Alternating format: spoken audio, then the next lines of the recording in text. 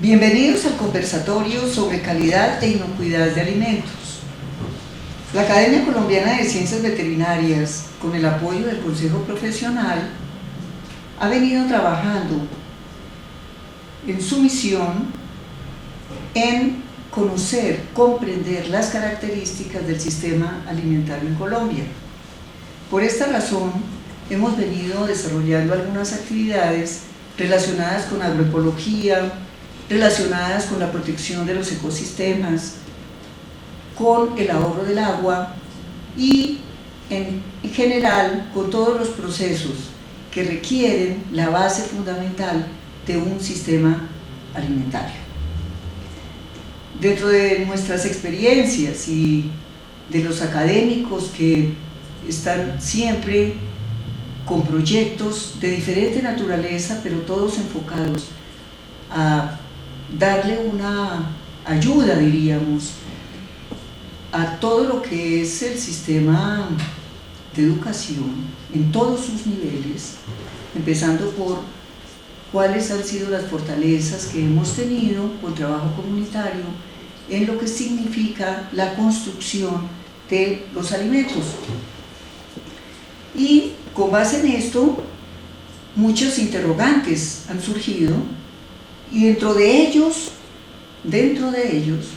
hemos mirado con cierta inquietud la política pública que tienen las naciones sobre la responsabilidad de la soberanía alimentaria, por una parte, y por la otra, la política que se ha venido desarrollando con una serie de componentes muy importantes, no solamente en Colombia, sino en la mayoría de las naciones, sobre seguridad alimentaria. Se cuestiona muy a menudo por qué esta normatividad se ha venido desarrollando siempre como en torno a aplicar las normativas, los requisitos para alimentos de exportación y se ha dejado muy marginalmente los alimentos de consumo interno, de consumo local. Esa es una de las preocupaciones que hemos tenido. Otras son por qué tenemos productos que realmente no podríamos denominarlos alimenticios y mucho menos sanos ni seguros en el comercio, sin ningún control de calidad y sin ningunos requisitos para poder ser tomados como alimentos sanos. Otra pregunta es ¿cómo la calidad de los alimentos tradicionalmente es enfocado a hacer unos controles físico-químicos, bacteriológicos, inclusive de empaque, de los productos terminados, del producto que va al comercio, sin tener en cuenta todos los pasos que tienen la generación de alimentos desde su producción, su transformación y todo lo que significan las etapas de un sistema agroalimentario. En fin, tal vez lo más preocupante es que nosotros no hemos tenido, a pesar de que la Constitución Nacional considera un derecho en los alimentos, no tenemos una política de soberanía alimentaria. Hemos sabido y hemos estudiado sobre algunos aspectos de lo que significa la soberanía alimentaria de otros países, pero la verdad no vemos como un movimiento académico, un movimiento de trabajo que esté cuestionando precisamente esta falta de política de soberanía y autonomía alimentaria. Pero para que tengamos alguna seguridad sobre estas definiciones, existen elementos muy puntuales que pueden definirla. Por ejemplo, la soberanía alimentaria es una política constitucional. Es el derecho de los pueblos a tener alimentos nutritivos, culturalmente adecuados, accesibles y producidos en forma ecológica, y su derecho a decidir su propio sistema alimentario. Esa es una definición mundial. La soberanía alimentaria es autónoma y, por supuesto, se diferencia de la seguridad alimentaria en cuanto los países, las naciones, los pueblos generan su propio alimento, generan empleo, generan conocimiento, generan investigación, en contraposición con las políticas de seguridad alimentaria que fueron hechas para atender objetivos económicos. Entonces ya vemos cómo cualquier nación, si tiene capacidad de comprar alimentos, no importa dónde se produzca, los puede adquirir y sus pobladores tendrán la posibilidad de acceder a ellos si tienen el componente económico para adquirirlos. Entonces fíjense ustedes que en este caso no estamos hablando de que el país vaya a producir alimentos, ni los vaya a transformar, sencillamente los importa. Esos dos elementos creemos que es el fundamento en donde se tiene que mejorar, profundizar realmente lo que significa la bioética de una nación. Y la bioética, como todos ustedes saben, es una ciencia comprometida con la vida. En el día de hoy somos muy afortunados en tener dos de nuestros académicos expertos dedicados desde la investigación y la docencia a los temas de inocuidad de alimentos. Ella es la doctora Marta Cecilia Suárez Alfonso y el doctor Alfonso Arenas Ortúa, quien desarrolla, él es un empresario hoy en día, dedicó toda su vida a esta tarea de la calidad de los alimentos en las diferentes etapas y por eso tuvo muchísima experiencia en diferentes ámbitos culturales y asesor de diferentes países en la configuración de estos problemas críticos y serios que constituían los peligros, por ejemplo, de exportación de alimentos que una nación requiere para obtener otros ingresos. En fin, y ante todo, la dedicación a la capacitación de personal. Una de las, tal vez de los interrogantes más grandes que nosotros tenemos es ¿por qué nuestros profesionales en las diferentes áreas, todas estas profesiones, saberes que tienen que ver con la intervención de la naturaleza, hay por lo menos 12, 15 profesiones directas que intervienen en la naturaleza, que intervienen en los diferentes ecosistemas, no son interesados por formarse y por considerar que el conocimiento profundo y el desarrollo de un sistema alimentario en un país se debe a la capacidad de investigación y a la capacidad de transferencia del conocimiento a la población. Entonces, ustedes tienen aquí estas personas que nos van a enseñar, vamos a hacer un aprendizaje, vamos a escuchar tanto conceptos como experiencias, porque todos podemos leer una serie de libros y de cosas que ya están escritas en todas partes, pero escuchar a la gente que está dedicada a estos procesos, sobre todo sus experiencias, es para nosotros lo fundamental. Con ustedes, el doctor Alfonso Arenas. Doctor Alfonso, tiene la palabra. Muchas gracias. La doctora Esperanza ha hecho un enfoque bien interesante sobre el tema que vamos a trabajar en esta sesión. Y el comienzo real de este enfoque está en lo que es la definición de un alimento.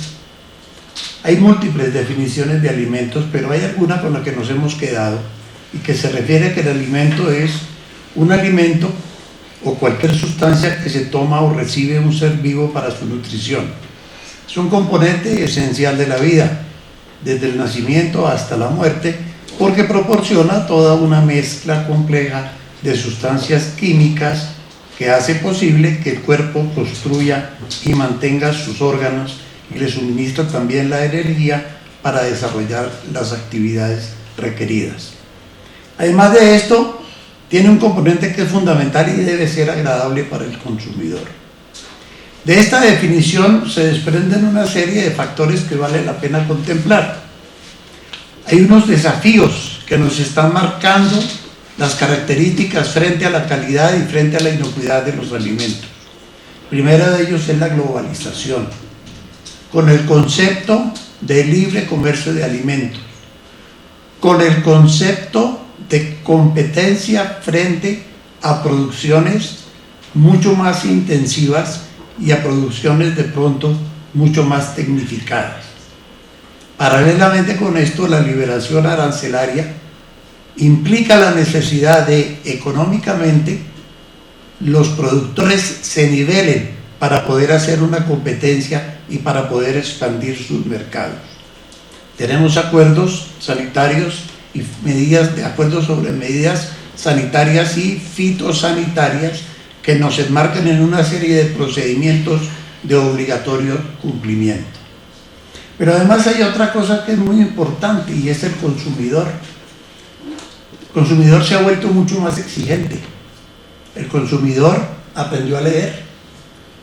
Lee ya los rótulos, identifica el contenido de esos rótulos, maneja los conceptos de tiempos de vida útil, maneja los conceptos de conservación de esos alimentos, quiere saber los contenidos, quiere saber cuáles son las características nutricionales de esos tipos de productos que se le están ofreciendo.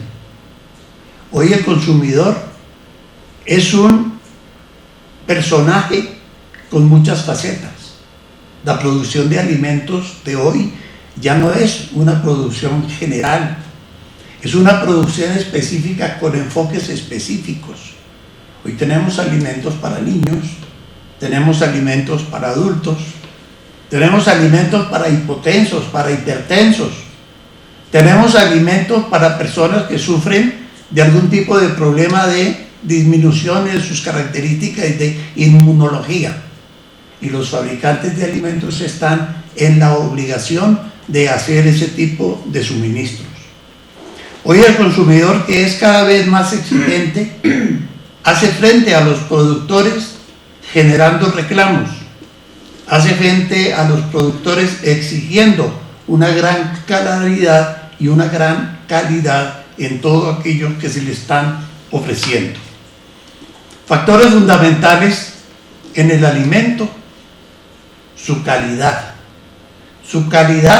de contenido, la realidad de que el contenido se ajusta a los requerimientos del consumidor,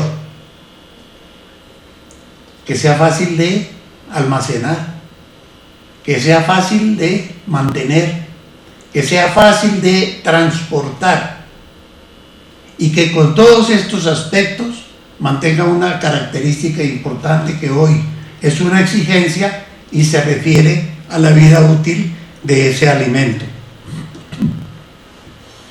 Se habla hoy también de los requerimientos de consumo para alimentos frescos. Y este fresco significa también la probabilidad de consumo de alimentos frescos para ser consumidos crudos. Y son alimentos que también deben requerir toda una serie de procesos en cada una de las diferentes etapas de esa cadena de producción alimentaria que un poco más adelante vamos a mirar. Muy bien, doctor Arenas. Es realmente muy clara las descripciones que usted hace sobre cómo ha evolucionado realmente la oferta de distintos tipos de alimentos y cómo tal vez en eso pues sí nos gustaría saber qué cobertura tienen en Colombia actualmente diríamos, esas exigencias de calidad con todos los elementos que son tan susceptibles ¿cómo te digo?, de los almacenamientos, las temperaturas a lo cual está, los fraudes que en un momento dado se presenten y que se camufle un alimento que está, digamos, caracterizado por determinadas, por lo que dicen los boletos que acompañan en cada uno, y la realidad de que si ese alimento sí es lo que se está diciendo. Y hay ejemplos, doctora, que usted tal vez nos comentaba en algún momento, cómo hay fraudes desde las mismas producciones de alimentación, disfrazando otros compuestos y haciéndolos parecer como alimentos confiables. Sí, doctora. Un tema fundamental es el tema de la cadena láctea, ¿no? Entonces, tenemos el caso del suero lácteo. El suero lácteo, que convencionalmente hace algunos años era descartado e incluso utilizado en alimentación animal, hoy en día es llevado directamente a productos lácteos que uno puede encontrar fácilmente en el supermercado, en las góndolas. Entonces, sobre estos suero lácteo se hacen formulaciones que se les da un aspecto como de producto lácteo, incluso algunos dan apariencia de yogur. El secreto está en mirar en la etiqueta que dice bebida láctea y no yogur. Entonces esto es muy importante. Incluso hay muchas multinacionales que hacen su comercio a partir de estos productos sucedáneos. Entonces se hacen formulaciones incluso para niños, lo que decía el doctor Arenas, donde se ha adicionado vitaminas, saborizantes, colorcitos, en algunos casos frutas, y lo que se está vendiendo realmente no es un producto lácteo per se. Esto representa un inconveniente grande para la industria, porque si nosotros hablásemos de leche adulterada, pero nosotros le adicionamos suero lácteo, esto es muy difícil de detectar si realmente esta leche está adulterada, porque pues se está, entre comillas, adulterando con uno de sus mismos componentes. Qué maravilla. Hay una cosa muy, es decir, también una interrogante grande, que es el concepto, por ejemplo, de pasteurización, repasteurización, una serie de empaques que algunos componentes de esos empaques, por ejemplo, no son saludables. Es decir, esa parte sería muy importante conocerla a fondo, porque ese es precisamente lo que deben hacer, digamos, toda la educación sanitaria de las comunidades, porque son muy engañadas, creyendo que están ingiriendo determinados compuestos. He visto que con mucha facilidad y a unos costos altos se venden por ejemplo, y con unas presentaciones muy atractivas, bebida de almendras. La gente cree que está comprando una leche de almendras, ¿sí? Es parte, yo creo que es como no sé, algo psicológico, que la gente como que se envuelve en eso y sabiendo leer, ¿no? Bueno, eso es hay muchísimo para cortar sobre ese tema, doctora.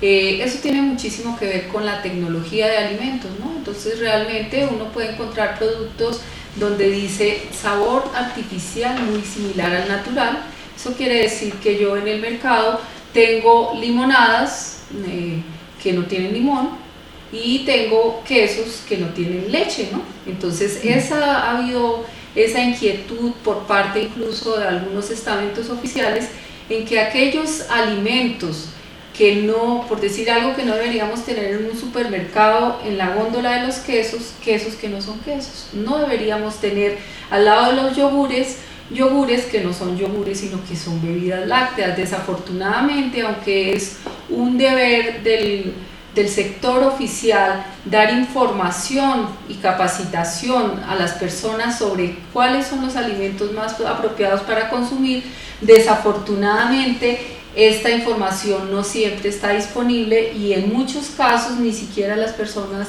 leen la fecha de vencimiento de elaboración de los alimentos y en muchos casos ni siquiera trae el etiquetado debido que nos diga hasta cuándo se pueden consumir estos alimentos. Entonces este es un tema esencial. Pues esa aclaración es muy importante. Hay documentales en este momento por la DW, que es una emisora muy cultural con sede en Alemania, en donde desde el año pasado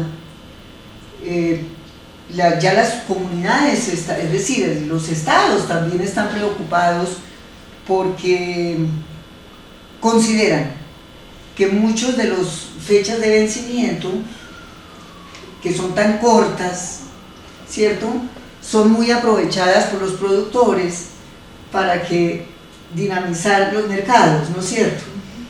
Y yo quiero saber cuál es el concepto de ustedes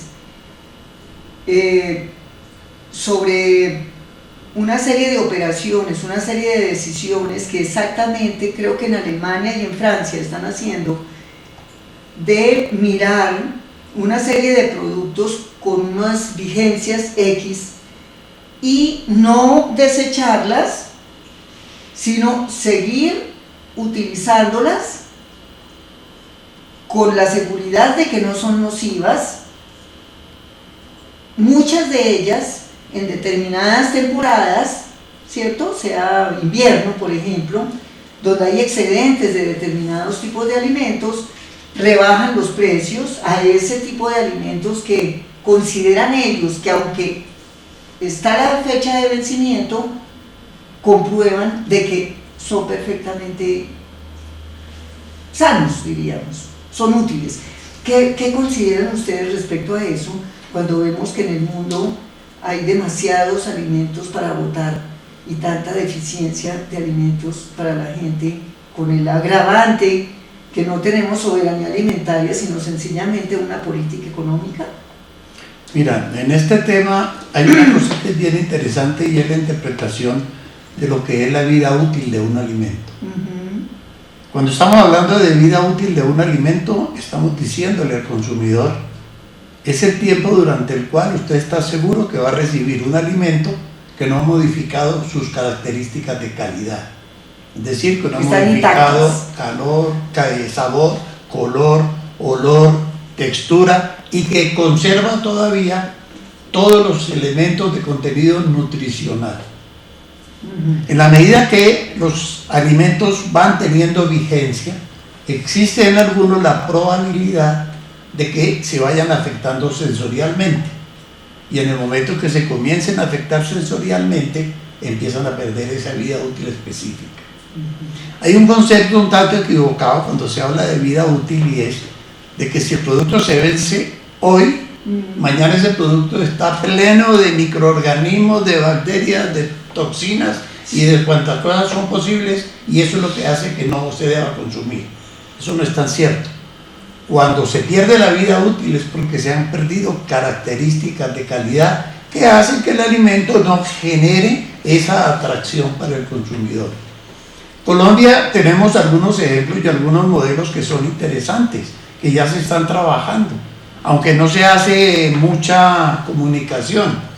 Pero por ejemplo en las grandes superficies hay políticas en las que aquellos alimentos que están perdiendo tiempo de vida útil en estantería son entregados a diferentes instituciones, porque como usted bien lo decía hace un momento, no son nocivos para la salud de la gente, y puede ser consumidos, por ejemplo, en Colombia a través del Banco de Alimentos, que hace una utilización racional de esos productos y que por el volumen de personas que tienen que atender generan que se puedan consumir rápidamente y que no pierdan vigencia. Excelente explicación, doctor. Muchas gracias. Cuando estamos hablando de, por ejemplo, doctora, la prevención de peligros o de riesgos que puede tener un alimento, ¿en qué medida se hace tanto en, digamos, yo creo que como en capacitación?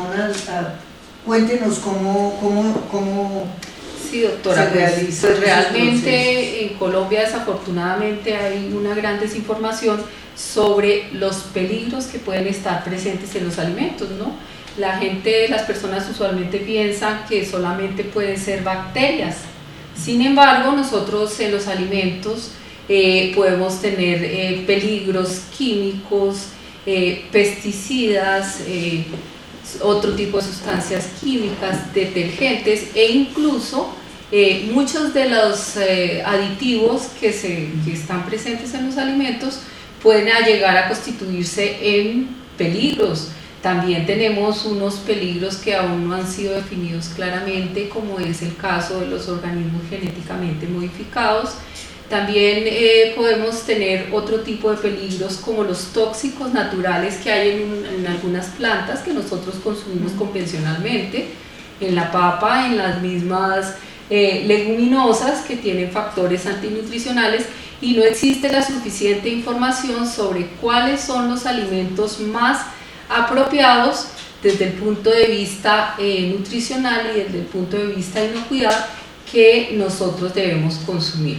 Entonces, pues realmente para garantizar que esos alimentos sean sanos, sean apropiados nutricionalmente y sean inocuos, nosotros debemos tener en cuenta una serie de procedimientos a lo largo de lo que nosotros denominamos la cadena productiva, que la Organización Mundial de la Salud llama de la granja al consumidor o de la granja a la mesa. Y entonces en cada una de estas etapas de las cadenas productivas pues es muy importante contrarrestar que esos riesgos, para que no se constituyan en peligros, sean controlados. Entonces, para el control de esos peligros pues nos vamos a basar en una serie de medidas que son de carácter oficial y mediante las cuales se busca eliminar o llevar al mínimo permisible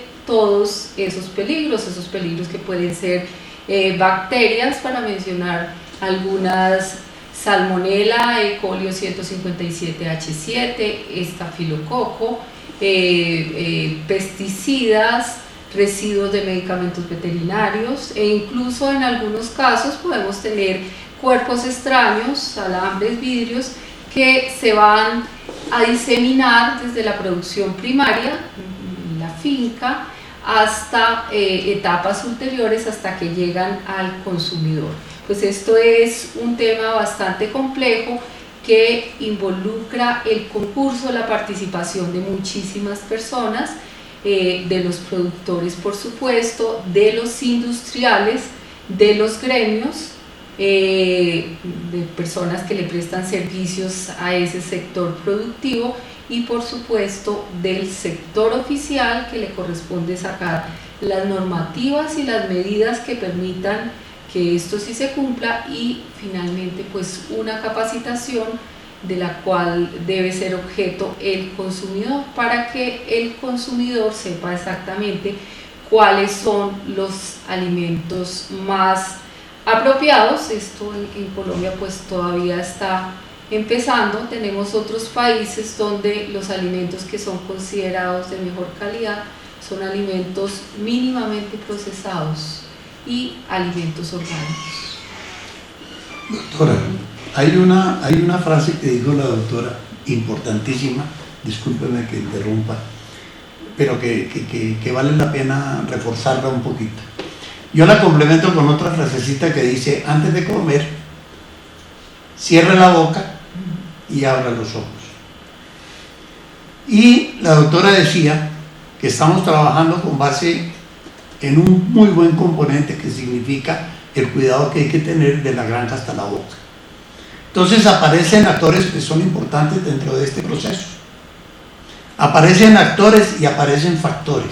En Colombia, de pronto nos hemos enfocado mucho al control de la calidad de los alimentos en el transformador final. Nos vamos a la planta donde se toman las materias primas, se mezclan, se procesan, se preparan, se empacan, se entregan.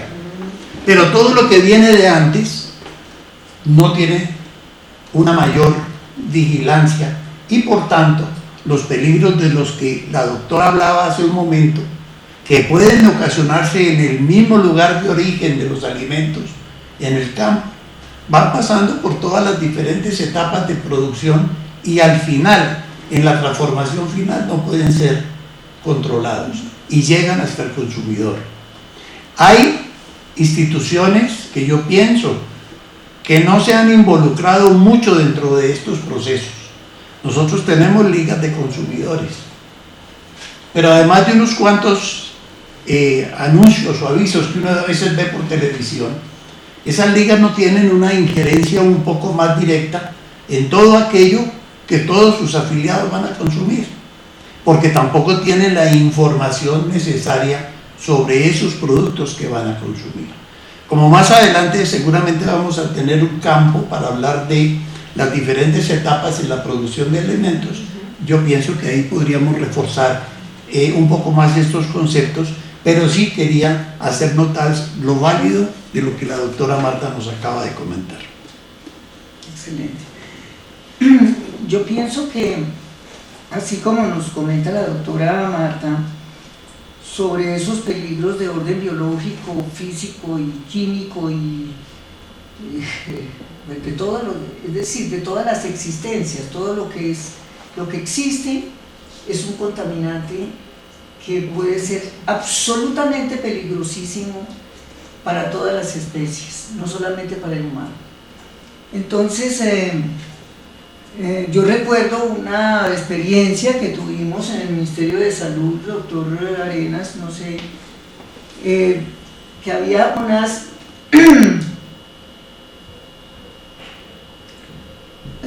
unos aparatos de conservación de algunos químicos de radiofísica para tomar muchos exámenes y cuestiones para determinadas enfermedades terminales, y había fugas, y la gente que estaba manipulando ese tipo de cosas llegó a tener unas lesiones bastante graves de esos problemas. Eso ha sido, y no solamente en Colombia, en muchas partes del mundo ocurre eso. Lo mismo que todos los residuos industriales. Los residuos industriales son de una altísima peligrosidad, y esos peligros realmente, que son tremendamente complejos, es una de las preguntas que querríamos hacerles a ustedes sobre cuál es esa normatividad, porque normatividades hay para todo en este país. ¿Cuál es esa aplicación y esos controles directos que se hacen sobre esos peligros de esa dimensión, de esa complejidad? Es muy importante para la población. Esa es una pregunta. Y la segunda,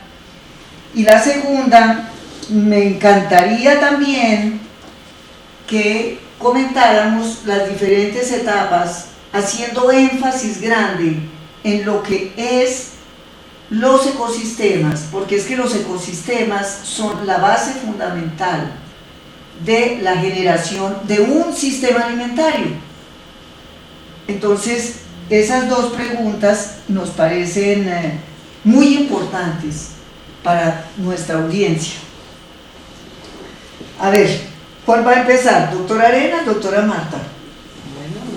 ¿De qué le hablamos primero, doctor? No, yo pienso que esos dos elementos pueden hacerlo ustedes de la manera de diálogo, tomando como referencia Pues realmente con referencia al control de los alimentos en Colombia, tenemos una ley marco que es la ley séptima de 1979, y pues ahí prácticamente encontramos todo. La ley fue revisada en 2005 y da los lineamientos generales para el control de los alimentos, ¿no? Entonces tenemos otra normativa en la producción de los alimentos, el decreto 3075 de 1997, referido a todo lo que es las buenas prácticas de manufactura en las plantas de procesamiento de alimentos, y obviamente tenemos un sistema de vigilancia epidemiológica de las enfermedades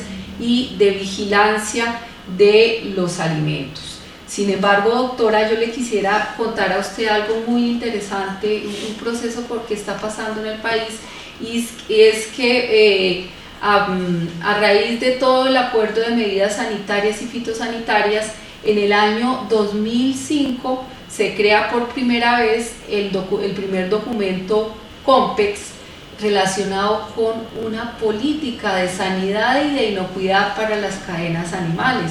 Y con esto pues vienen a surgir una serie de eventos y de cambios normativos en Colombia que ya llevan alrededor de 10 años, y que que es muy importante que el país trabaje sobre ello, y es entender, por ejemplo, que para contrarrestar los peligros, anteriormente se hablaba del paradigma de control de los alimentos. Eso quiere decir que la leche, la carne, lo que fuera, llegaban a la industria, y en esa industria se pasteurizaba, se irradiaba, se calentaba, y con esto se buscaba eliminar principalmente los microorganismos. Sin embargo, hay que tener en cuenta que esto solo elimina los microorganismos, que otro tipo de residuos, de pesticidas, de residuos de antimicrobianos no son eliminados por estos procedimientos. Entonces un enfoque fue de cambiar del paradigma de los alimentos que íbamos a controlar en el procesamiento a la visión de cadena productiva. También otro factor fundamental es la evaluación de riesgo, y es dirigirnos hacia atrás y mirar, por decir algo, si nosotros somos conscientes del riesgo para la salud pública que representa la listeria, entonces vamos a mirar en la granja, en la producción primaria, en qué sitios, cuáles son los posibles reservorios de ese microorganismo, ¿no? Que le gusta en las áreas húmedas, etcétera, etcétera, que puede estar presente en el heno. Y así sucede también en la industria, en áreas húmedas podemos tener listeria. Entonces la evaluación de riesgo, que ha buscado que en cada una de las etapas productivas se determinen los posibles fuentes de esos riesgos que pueden llegarse a convertir en peligros. Entonces la evaluación de riesgos, y una cosita que preguntaba la doctora, que si nosotros le hacemos pruebas a todos esos posibles elementos, otro de los aspectos que tenemos que desarrollar es la capacidad científica y técnica. La capacidad científica y técnica en el país es diferencial, ¿no? Entonces un ejemplo bien particular es Chocó y Antioquia. En Antioquia hay más enfermedades, hay prevalencias más altas de algunas enfermedades, pues no es porque las haya, ¿no? Sino porque el sistema de salud de Antioquia pues es más fuerte que el sistema de salud de Chocó. Entonces pues básicamente estamos en la construcción de un sistema más robusto, un sistema de gestión de inocuidad que vaya desde la granja hasta la mesa, bajo unas nuevas políticas donde haya más investigación, ¿sí? Las personas que saquen las normas, los decretos, las resoluciones, las leyes, tengan acceso a la información técnica del país, no solamente allá sea un señor en el escritorio, sino que tenga información, acceso técnico a eso. Y bueno, considero importante que continuemos hablando de las cadenas productivas y del control, pero entonces pues les cedo la palabra. Sí. Muchas gracias. Un momentico, a mí eso me parece fascinante.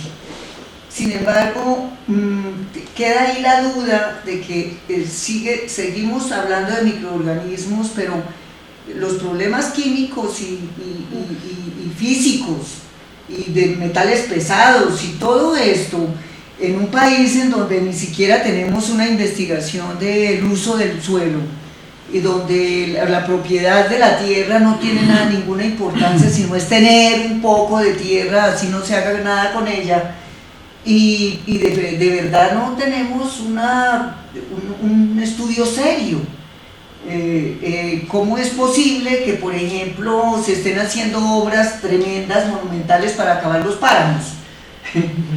Sí, que yo creo que lo más importante que hay en la tierra es el agua y lo que nos va a venir con todo lo que significaría la protección de las... Y eso le corresponde a todos estos profesionales que vemos y toda la comunidad que es muy consciente de que tienen unos problemas gravísimos y que van a ocurrir. Y ese tipo de peligros gravísimos, es que son gravísimos, que afectan comunidades enteras, con enfermedades terminales, gravísimas, porque una cosa es un malestar, una diarrea, qué sé yo, ¿verdad? Pero hay cosas muy graves. Entonces, me parece importantísimo mirar hasta dónde. Yo sé que este país es de las leyes, ustedes saben que es el segundo país que tiene más abogados en el mundo, y el que menos tiene abogados es Francia. Entonces, imagínense ustedes. Entonces, normas geniales, inaplicabilidad muy grande también. Genial. Porque el problema es la voluntad política que hay para implementar las normas, la capacidad que tiene la comunidad. Es que todo ese montón de instituciones y de cosas que tenemos son como, ay, es que a mí me tocó hasta aquí. No hay conciencia de ninguna clase. Empezando por una cuestión tan vital de la que estamos hablando, que el principio fundamental es el agua de los alimentos que ingieren todas las especies. Miremos esa política, cómo se está haciendo, esa investigación, cómo se está haciendo en las universidades, en diferentes disciplinas. Es que esto es transdisciplinario. Todos los problemas de la vida son transdisciplinarios. Nada hay de esas técnicas puntuales que queremos darle una sabiduría impresionante. Entonces sí me gustaría mirar cómo ha crecido el conocimiento y la actitud, la bioética, una cosa que la gente habla todos los días de bioética, pero la verdad le huye todo el tiempo. Entonces, esa bioética, que es la conciencia, es realmente estar como vivo, ¿no? ¿En qué términos la sociedad del conocimiento, como dice la bioética global de Potter, esa sociedad del conocimiento que nos fuimos inventando para darle vida a la tecnociencia y para ser más productivos y producir más y más y más y generar más alternativas para que consuman cosas que no son necesarias? Entonces sí me gustaría que recabáramos y de que en este conversatorio se pudieran dar una serie de conclusiones y unas recomendaciones muy importantes, tanto al sector educativo, al sector de la ecología. Esa cosa del ambiente es una forma de no participar, de que somos una especie más dentro de un sistema de vida. Entonces quiero que ustedes me concreten eso, porque de aquí en adelante vamos a transformar a Colombia. A ver, doctores. Retomando un poquito los comentarios anteriores, quiero manifestarles algunas inquietudes que se me presentan a lo largo de mi trabajo. Tenemos normas, unas mejores que otras. Sí, tenemos normas. ¿Tenemos disciplina para cumplir las normas? Difícil. Muchas veces la respuesta frente a una norma es ¿qué es lo menos que yo puedo hacer para que con esa norma no me castigue? Y eso es falta de una cultura en salud. Y eso es falta no de buenas prácticas de manufactura que las venimos interpretando como poniéndonos un gorro, un tapabocas, unas botas y unos guantes. Y eso no es, y eso no son buenas prácticas de manufactura, porque las buenas prácticas de manufactura es la ejecución de todos los programas, los procedimientos y las normas que nos van a ayudar a manejar nuestro sistema integral de control de calidad de alimentos. Cuando hablamos del sistema de control integral, tenemos que estar asociados todos, desde el agro hasta el consumidor, y cada uno de nosotros tiene responsabilidades. No nos podemos escudar en que me toca o no me corresponde. No nos podemos escudar en que este es mi área y yo no me puedo correr un poquito porque mi doctora se pone brava y no me puedo correr un poquito para allá porque ya me hacen mal los ojos. Este es un proyecto integral en el que todos tenemos que participar.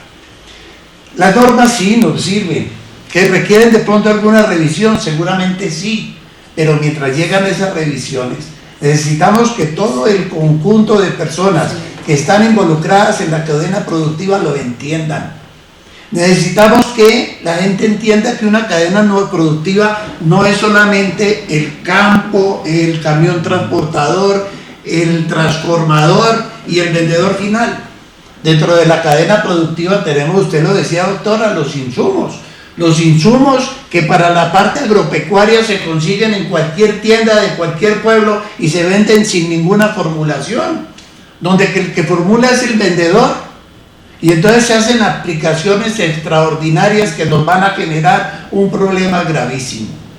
Todos vivimos obnubilados con las salmonelas, las listerias, la E. coli OH147, y resulta que si uno lo piensa fríamente es mucho más peligroso comerse con los alimentos la cantidad de residuales químicos que vienen, que no me van a dar una reacción inmediata que me obligue a ir donde el médico, sino que cuando presenten las consecuencias mi problema va a ser un problema crónico que no tiene vuelta.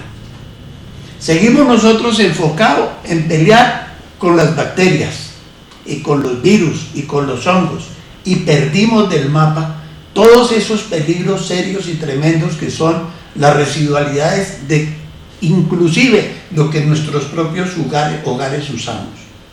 Todos los colombianos somos cloromaníacos, todos tenemos un frasco de cloro en la casa y nadie sabe cuál es la concentración del cloro que usa, ni nadie sabe cómo lo uso para blanquear una ropa o para limpiar. Estamos manejando recipientes que pueden generar migraciones de contenidos químicos a los alimentos que ahí se preparan. La gente no entiende que es un empaque es una cosa para envolver, no, un empaque es un sistema de conservación de alimento. Un empaque tiene que generarme unas garantías y el productor de los empaques me tiene que generar el grado alimentario que me garantice que ese empaque no se me convierte en un factor secundario de contaminación con los alimentos. Y así vamos avanzando en cada uno de estos procesos, pero cada quien en su tolda sin conversar mucho con el vecino. Y resulta que hace un momentico hablaron de una palabrita que a mí me encanta, que es el análisis de riesgos, que en alimentos lo tenemos que manejar, y lo tenemos que manejar como la probabilidad de que algo pueda ocurrir. Si yo no manejo las probabilidades, yo no puedo colocar las medidas preventivas, y resulta que en alimentos estamos enfocados a las acciones correctivas. ¿Qué hacemos cuando tengo 150 personas hospitalizadas? Y entonces necesito suero, y necesito no sé cuántas más cosas, y necesito camillas, y no se me murieron, y todo el mundo queda contento. Pero nadie hace un análisis hacia atrás donde digan qué fue lo que pasó, cuáles fueron las razones, cuál fue la causa raíz que me generó ese problema. Y la causa raíz es la que me da la información, y nosotros desgraciadamente en Colombia no tenemos estadísticas. Lo decían claramente ahorita, diferencia entre Chocó y Antioquia. Hay más enfermos en Chocó que en Antioquia, claro, porque en Chocó nadie apunta nada. En Chocó nadie registra nada. Tenemos diferencias, si nosotros vemos, por ejemplo, las últimas gráficas que nos han enviado en cuanto a alimentos. Hoy en el mundo, en una gráfica está enormemente mucho más señalizado que la mayoría de los problemas de salud para las personas no son ni las salmonelas ni la Escherichia, sino que son los alergenos. Y en todas esas gráficas nos están mostrando cómo, con un sistema de información que debería ser obligatorio, bueno, que es obligatorio pero que no se lleva, con un sistema de información yo pueda entonces permitir hacer inferencias de aquello que puede pasar y haciendo un buen análisis de riesgos pueda colocar las medidas preventivas. Quiero rematarles este pedacito de conversación con algo que me parece muy importante. El señor Obama en los Estados Unidos se leyó los códigos, se leyó lo que tenían en normatividad, se leyó lo que estaba pasando y lo contrastó contra las estadísticas que estaban informando. Y de pronto pensó, me lo estoy inventando yo, pero de pronto pensó y dijo, bueno, si nosotros estamos tan organizados y estamos tan bien, ¿cuál es la razón por las cuales las presentaciones de enfermedades transmitidas por alimentos están dando esos volúmenes? ¿Cuál es la razón para que en Estados Unidos todavía se esté muriendo gente contaminada con alimentos, pero muchas? No son 2 personas, no 5. ¿Cuál es la razón? Y puso un montón de gente a estudiar y generó lo que se llama el FISMA, que es la nueva Ley de Modernización de Alimentos de los Estados Unidos. Gracias a Dios pude participar en algunos aspectos de estas presentaciones y estas cosas. Y entonces me enamoré de una cosa que tiene eso y que lo estamos tratando de hacer en Colombia. Ya tenemos unos núcleos con los cuales estamos trabajando. Estamos trabajando en una cosa que se llama controles preventivos para la inocuidad de los alimentos desde la granja hasta la boca del consumidor. Y estamos intentando identificar con esos controles preventivos qué es lo que podemos hacer en cada una de las etapas de producción, qué es lo que podemos hacer con el ambiente en el cual se producen los alimentos, y tú sabiamente lo acabas de decir ahorita. ¿Cuál es la influencia de las aguas que yo estoy empleando en un cultivo? Porque todo el mundo olímpicamente, sí, yo siembro lechugas a la orilla del río Bogotá, ¿y con qué las riego? Sí, río Bogotá. Y el que se va a comer las lechugas le dan un tarro de Clorox. Ah, no, échele Clorox a eso para que mate las bacterias. Pero resulta que el río Bogotá no hay bacterias porque todos los químicos que tienen al rato las mataron. Lo que tienen es un montón de residuales químicos terribles que ni el cloro, ni la cocinadura, ni ninguna otra cosa me las puede quitar. Entonces, dos punticos interesantes y que incluso valdrían la pena hasta para otra teleconferencia de estas. ¿Cómo vamos a trabajar controles preventivos en la cadena de producción de alimentos? ¿Qué es lo que debemos hacer? ¿No? ¿Qué es lo que debemos hacer? ¿Cuáles son las medidas preventivas para poder quitarnos de la cabeza una cosa, mi doctora, que usted dijo preciosa ahorita? La lente feliz. Yo me tomo leche ultra pasteurizada. Sí, pero si la ultrapasteurizó y estaba llena de toxinas de estafilococo, las toxinas están ahí y te vas a morir de eso. Además, la disociación de esos componentes. Aparte del daño que le hace a los componentes nutritivos, porque muchas técnicas, acuérdese la frase de los abuelos, tranquilo, mijo, la candela lo mata todo, pero acaba con el alimento también, lo degrada, lo desnaturaliza. Sí, tú no estás comiendo nada. Y no estás comiendo nada. Entonces, un punto sería el cómo pudiéramos trabajar esos controles preventivos unidos todos y cómo vamos a volvernos juiciosos para aprender a hacer análisis de riesgos. Final con los laboratorios. Yo amo los laboratorios, pero peleo con los laboratorios. Porque a mí no me gustan los laboratorios muestreadores. A mí me gustan los laboratorios que generan respuestas, que frente a algo que encuentra el profesional del laboratorio genera por lo menos hipótesis y pone todo el mundo a estudiar, porque es que la idea no es decirle salió contaminado y no es apto. ¿Y qué? ¿De dónde? ¿Qué hago con eso? Perdónenme la interrupción. Muy bien. A mí esta temática, ustedes sabiamente han propuesto un elemento fundamental. nosotros, estos saberes que creemos tener, en lo fundamental deben ser preventivos. ¿Sí? Esto de arreglar las cosas, eso es como estudiar uno para rehabilitar a alguien, ¿no? O para remendar algo que ya está roto. Entonces, tratar de hacer un control de calidad en las últimas etapas con unas materias primas que realmente no son idóneas para nada. Y en segundo lugar, recuerdo yo cuando queríamos generar información, pero botábamos basura y queríamos que el computador saliera con decisiones, ¿no? Y sabias. Entonces es la misma cuestión. Entonces son como unos negocios que hay en cada una de las etapas del quehacer que distorsionan la orientación del objetivo. Entonces se investiga sobre algo, pero ya como alguien te ayuda a dar un grant, una plata, una partida para hacer determinada investigación, eso ya está sesgado desde el principio. Ustedes se habrán dado cuenta que con muchos de nuestros estudiantes, que los incentivamos para que hagan investigación en alimentos, porque yo creo que todos tenemos que ser conscientes que el problema de los antimicrobianos en alimentos es un problema mundial, es un problema que está en todas partes, es un problema que se está llamando, hoy en día se están llamando expertos de Europa y de todo esto para que se resuelvan cuestiones que aquí se tienen que resolver con la gente de acá y no con gente que va a decir lo mismo, pero aquí no se quiere pensar, porque hay negocios seguramente más lucrativos, que es el consumo de los anti todo, o sea, los que destruyen todo. Biocidas. Entonces, fíjense ustedes, claro que sí, y ahí es donde los grandes negocios se cimentan, ¿cierto? De tal manera que yo creo que el conocimiento, pero ante todo es la conciencia.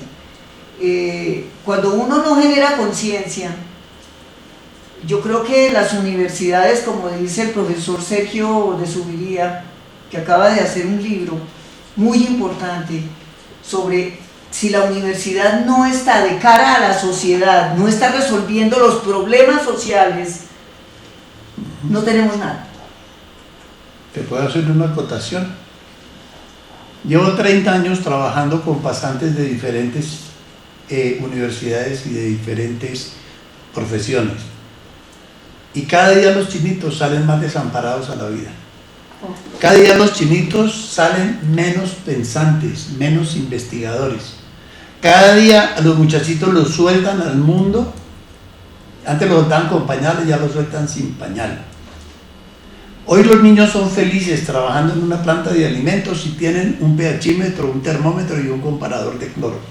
Pero no se sientan a investigar tendencias, no se sientan a hacer análisis de riesgos porque no lo saben hacer, porque se pierden completamente en ese mar de conocimientos y no tienen claridad en lo que va a hacer. Y la acotación era que bueno, que uno pudiera, que las universidades se involucren con esa responsabilidad social que tú acabas de decir hace un momento. Es fundamental. Pero que se involucren y que los profesores hagan parte de la responsabilidad, no sigan siendo llenadores de materias de información en neuronas de alumnos, son datos, sino no son ni que siquiera sean verdaderamente los que los orienten. Bueno, yo creo que hay dos elementos fundamentales en esto, que era de todo el equipo que estamos acá, queríamos en 3 minutos por lo menos, ya hemos dado algunas, como te digo, conclusiones, ¿cierto? Ya hemos visto una serie de problemas muy endógenos de lo que denominamos el sistema, porque desde la normatividad hasta la conciencia de los mismos que necesitan saber para supervivir.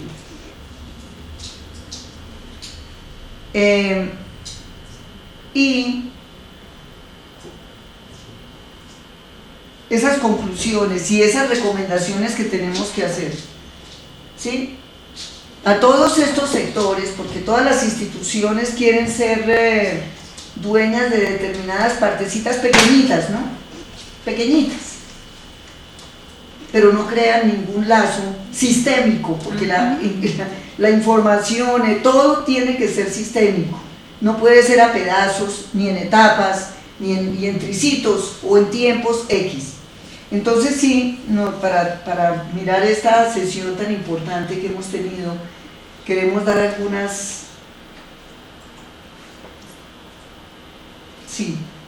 dos cosas muy concretas. Bueno,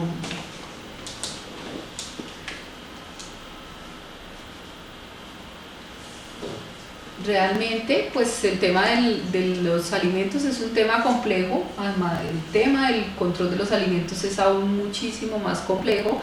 Requerimos una integración vertical y horizontal de todos y de cada uno de los actores de las cadenas productivas, y requerimos, ya con ese abordaje que hace la doctora Esperanza desde la bioética, no solamente se trata del mínimo requerido, que yo cumplo la norma, el decreto, la resolución, el mínimo posible, sino que soñamos con un país donde desde el ámbito de la seguridad alimentaria, desde el ámbito de la soberanía alimentaria, del ámbito puntual de la inocuidad de los alimentos, hagamos el máximo posible, donde realmente el límite para abordar la calidad y la inocuidad como una propuesta sea un elemento esencial para que todos y cada uno de los involucrados podamos cumplir con todos los objetivos, y no solamente los objetivos como tocó en algún momento la doctora Esperanza del comercio internacional, sino el objetivo interno y el objetivo local de que podamos consumir alimentos sanos, alimentos inocuos, y que también podamos hablar de equidad y de justicia social. Muchas gracias. El doctor Arenas, ¿qué considera usted? A ver si entendí, es decir, primero, creo que hay un consenso de que si no tenemos integración de los diferentes actores y una conciencia es de articularnos y de aprender los unos con los otros. Ese cuento de que alguien le enseña a otro y el otro se desasna, eso yo creo que todas las personas son pensantes, tienen una conciencia maravillosa cuando sienten y ven la necesidad y hay apertura y hay oportunidades y escenarios para hacerlo. Entonces es importante que esa integración se comience a hacer con núcleos pequeños de gente que piensa aportar, que se van agrandando esos núcleos, y que esos núcleos pueden establecer una red de gente que va empezando a trabajar con toda gente de todas las edades, de todas las condiciones, de todo, para precisamente acercarnos un poco a lo que tú has tenido como experiencia en la conformación socioempresarial de muchos, pero de muchas microempresas, de gente que en este momento tengo entendido que empiezan a funcionar en esas microempresas de generar alimentos sanos y aboliendo todo este tipo de consumos de la que es antialimento, ¿verdad? Eso es importantísimo. Si no tenemos conciencia, es la forma de abrir conciencia, y eso se abre con esa responsabilidad que denominamos desde el lenguaje científico la bioética global, la bioética de compromiso. Y todo esto lo tenemos que incentivar las instituciones. Yo sí considero de que si los núcleos estos de pensamiento consciente, de hacer mejor las cosas, no lo logramos, yo creo que eso tiene que llegar realmente a formular. Es tanta la presión de lo que se quiere hacer, que el Estado o a quien le corresponda tiene que ir formulando una serie de orientaciones normativas para eso, y no al contrario. A veces nosotros que hemos trabajado tanto con el Estado y que hemos considerado que a nosotros nos tocaban hacer las normas, ¿no? unas normas desde un escritorio en donde sencillamente se hacen con base en libros y con base en lo que dicen montones de instituciones internacionales, con una cantidad de cosas de mantener una serie de balanzas, generalmente económicas, no sociales, ni de salud, ni de educación, son económicas. En eso tenemos que tener muy claro. Y espero, doctor, sus elementos. Mira, yo creo que tú has hecho una síntesis bien interesante a la que le quisiera de pronto adicionar un par de cositas. La primera, con base en lo fundamental que tú has hablado, que generemos un control de calidad en la cadena de producción alimentaria como un sistema, arrancando, como tú lo dijiste, desde el ecosistema. Uno. Dos, que no sigamos inventando cosas sin saber si de verdad es nuestro problema, y entonces que empleemos algo que es una herramienta muy importante, que la tenemos al alcance de las manos, y es que antes de hacer cualquier formulación de cualquier tipo, hagamos primero el análisis de riesgos respectivo para saber si vale para lo que estamos haciendo, y no simplemente estarlo copiando, como sucedió muchas veces con la implementación del sistema HACCP, que la gente hacía copy-paste de cualquier proceso y lo apuntaba y le cambiaba el nombre y le ponía el nombre de su planta y ya tenía. Y el último, y esto ha sido de toda la vida, y me gustó mucho de la nueva ley del señor Obama, trabajemos primero en controles preventivos en toda la cadena de producción. Excelente. Dejemos de construir hospitales para tratar niños enfermos de polio, cuando lo que tenemos que hacer es vacunarlos para que no les dé polio. Esas son mis apreciaciones. Pues muchísimas gracias. Yo creo que este conversatorio, porque es un conversatorio en donde queremos que las personas que están hoy conectadas pueden hacer sus preguntas. El equipo de personas que tenemos acá, doctas en materia de comunicación, hará llegar a los panelistas las preguntas y las obtendrán ustedes a su correo electrónico. No olviden enviar su correo electrónico, por favor. Muchas gracias a todos. Muchas gracias. Muchas gracias, a doctores. ustedes. Muchas gracias. Un gusto, doctores. Muchas gracias. Ay, claro que no.